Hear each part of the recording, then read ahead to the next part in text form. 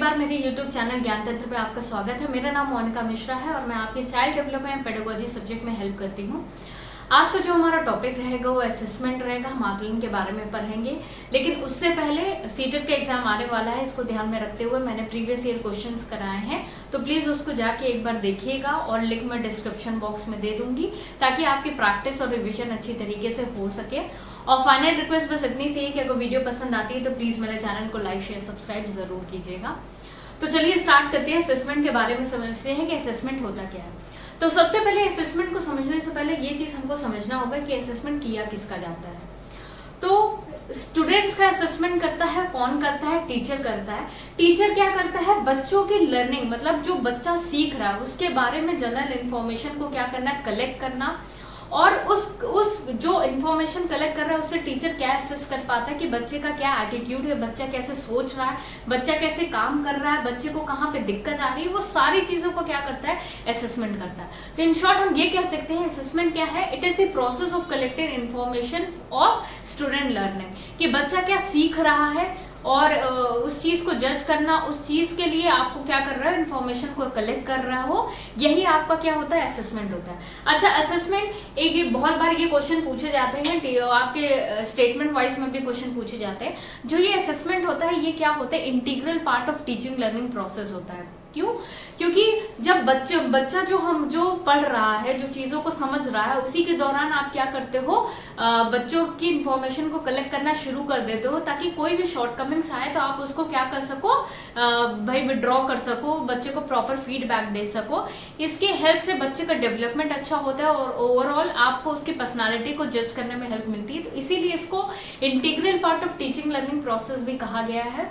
और नेक्स्ट अगर हम बात करेंगे, ये आपका असेसमेंट क्या जज करने में हेल्प करता है? बच्चे की पर्सनालिटी, बच्चे का एटीट्यूड, बच्चे का कॉग्निटिव बिहेवियर प्लस बच्चे का इंटेलिजेंस, बच्चा किस तरीके से सोच रहा है, ये सारी चीजें आप असेसमेंट के थ्रू क्या करते हो? बच्चे की असेस करते हो बाय दी टीचर। नेक्स्ट अगर हम बात करेंगे, 3 तरीके के आपके असेसमेंट होते हैं। सबसे पहला आपका असेसमेंट ऑफ लर्निंग, योगात्मक मूल्यांकन, असेसमेंट फॉर लर्निंग, औपचारिक मूल्यांकन, और अगर हम बात करें असेसमेंट एज लर्निंग, मतलब जो बच्चे का सेल्फ असेसमेंट या आत्म मूल्यांकन कह सकते हैं इस चीज को।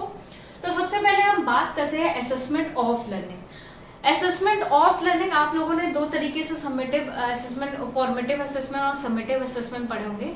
तो असेसमेंट ऑफ लर्निंग का हम कह सकते हैं कि हमारा क्या है? समेटिव असेसमेंट है। अब समेटिव असेसमेंट या फिर असेसमेंट ऑफ लर्निंग क्या होता है कि जब हम बच्चा जो चीज सीख चुका है, मतलब कि वो बच्चा जो चीज पढ़ चुका है, at the end of the term आप क्या कर रहे हो? बच्चों की चीजों को जज कर रहे हो बाय टेकिंग टेस्ट या ओरेशन से क्या कर रहे हो? बच्चे की लर्निंग को जज कर रहे हो ताकि आप क्या बता सको कि बच्चे की ओवरऑल क्या परफॉर्मेंस है, क्या उनका रिजल्ट रहा है, उस चीज को बता सको। वो आपकी क्या होती है? Summative assessment. जब हम जो बच्चा सीख चुका है, लर्निंग जो बच्चा कर चुका है, उसका हम असेसमेंट करते हैं कि आपने सीखा क्या है। जैसे फॉर एग्जांपल मान लीजिए मैं बच्चों को घुमाने ले गई, पिकनिक पे ले गए, और पिकनिक से आने के बाद हम पिकनिक से आ चुके हैं, उसके बाद मैंने बच्चों से पूछा कि आप अपना पर्सनल एक्सपीरियंस शेयर कीजिए या फिर कुछ पॉइंट्स बताइए पिकनिक के बारे में। तो बच्चा वहां से घूम के आ चुका है, ठीक, ऐसा नहीं कि बच्चा वहीं पे है। तो वो बच्चा क्या करेगा? जो भी सीखा है वहां पे उस चीज को एनालाइज करते हुए बच्चा क्या करेगा? आंसर देगा। वो आपका क्या होता है? समेटिव। आपका असेसमेंट ऑफ लर्निंग ही आपका क्या? समेटिव असेसमेंट है। नेक्स्ट अगर हम बात करेंगे असेसमेंट फॉर लर्निंग। अब फॉर से ही क्लियर है कि सीखने के लिए आप क्या कर रहे हो? असेसमेंट कर रहे हो। अब यहाँ पे क्या होगा? मान लीजिए बच्चा क्या कर रहा है, जैसे कि हम क्लास में पढ़ा रहे हैं और बच्चे से अचानक मैंने क्या कर लिया? ओरल टेस्ट ले लिया, बच्चे से कोई क्वेश्चन पूछ लिया। तो बच्चा जो भी आंसर देगा उस आंसर के बेसिस पे हम बच्चे को बताएंगे कि क्या आपने गलत किया है, क्या आपने सही किया है, ठीक। और वहीं पे बच्चा ये चीज समझ जाएगा कि हाँ मेरी ये गलती है और मुझे ये गलती दोबारा दोहरानी नहीं है। तो वो उस चीज को समझते हुए आगे अपने प्रोसेस में चेंज करेगा। यहाँ पे कोई एग्जाम नहीं हुआ, फाइनल एग्जाम नहीं हुआ, रिजल्ट नहीं हुआ, रिपोर्ट नहीं हुआ, लेकिन यहाँ जो हमारा टीचिंग लर्निंग जो प्रोसेस था, जब हम बच्चों को पढ़ा रहे थे, तभी हमने बच्चों को क्या किया? बाय टेकिंग टेस्ट और बाय टेकिंग अनदर मेथड हमने क्या किया? बच्चों को इवैल्यूएशन किया, बच्चों को टेस्ट लिया और जिससे ये समझ में आया कि बच्चों को ये समझ में आया कि कहाँ पे उसकी गलती है, उनको रैंडम फीडबैक प्रोवाइड किया।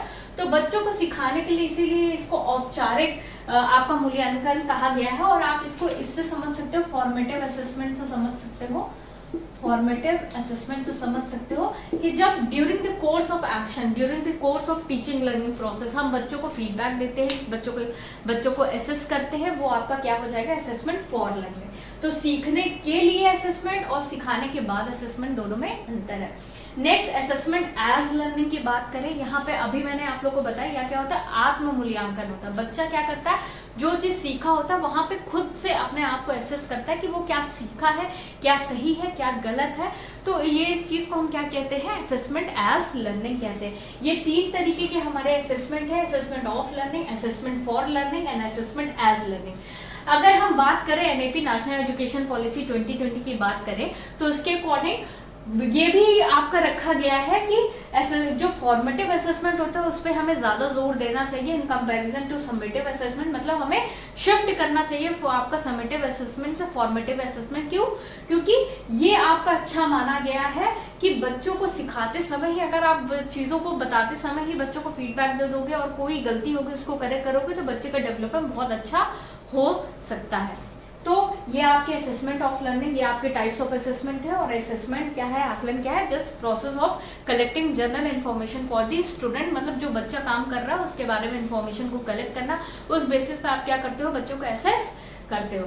नेक्स्ट, हम फॉर्मेटिव असेसमेंट के कुछ टूल समझ लेते हैं, क्योंकि बहुत बार क्वेश्चन पेपर में पूछता है कि फॉर्मेटिव असेसमेंट के टूल्स क्या हैं। बेटा देखिए, टूल्स ऑफ फॉर्मेटिव असेसमेंट जैसे क्वेश्चन पूछे जाते हैं, ऑप्शंस में दे देते हैं कि कौन सा टूल है फॉर्मेटिव असेसमेंट का।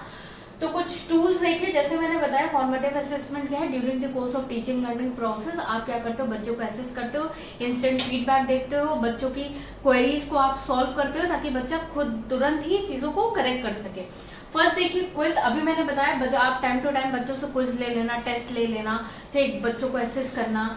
सेकंड देखिए ग्रुप डिस्कशन, आपने क्या किया, 10 से 15 लोग का ग्रुप बना दिया और ग्रुप में एक टॉपिक दे दिया बच्चों को कि डिस्कस करो। इससे क्या होता है, बच्चों को ढेर सारे पॉइंट्स मिलते हैं, अपने भी पॉइंट्स रखते हैं, जिससे बच्चों का कॉन्सेप्ट जो होता है क्लियर होता है। और अगर कोई प्रॉब्लम आती है तो टीचर उसके लिए क्या होता है, प्रॉब्लम सॉल्व करने के लिए तैयार होता है।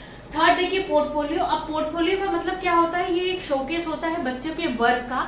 मान लीजिए बच्चों को आपने प्रोजेक्ट दिया, कोई प्रोजेक्ट दे दिया, असाइनमेंट दे दिया, कोई काम दे दिया, उससे क्या होता है कि एक ये एज एन एविडेंस काम करता है कि बच्चे की थिंकिंग क्या है और बच्चा किस तरीके से सोच रहा है, किस तरीके से असाइनमेंट्स कर रहा है, किस तरीके से। इससे क्या होता है, बच्चे की वर्क आप रिप्रेजेंट कर सकते हो और इवैल्यूएट इजीली टीचर कर सकता है कि बच्चा क्या सोच रहा है। अगर नेक्स्ट की अगर हम बात करेंगे रेटिंग स्केल की, तो बेटा ये परफॉर्मेंस अप्रेजल मेथड होता है जहां पे एक बाइपोलर स्केल होती है, मतलब कि 2 पॉइंट्स होंगे आपका, मान लीजिए गुड का होगा, पुअर का होगा, उसके बीच में कई सारे आपके क्या होते हैं, पॉइंट्स होते हैं, जिसमें 1 2 3 4 इस तरीके से नंबर्स की रेटिंग होती है। जिधर आप मूव करते जाते हो, मान लीजिए आप पुअर की तरफ ज्यादा हो या गुड की तरफ या मीडियम में, इस तरीके से बच्चों को रेट किया जाता है। तो ये आपका क्या है, रेटिंग स्केल मेथड भी है, ठीक। नेक्स्ट अगर हम एनेक्डोटल रिकॉर्ड के बारे में बात करें तो एनेक्डोटल रिकॉर्ड होता ये है कि जब बच्चे को आप ऑब्जर्व करते हो और बच्चों का एक in the form of story बच्चों के बारे में इंफॉर्मेशन कलेक्ट करते हो रिगार्डिंग देयर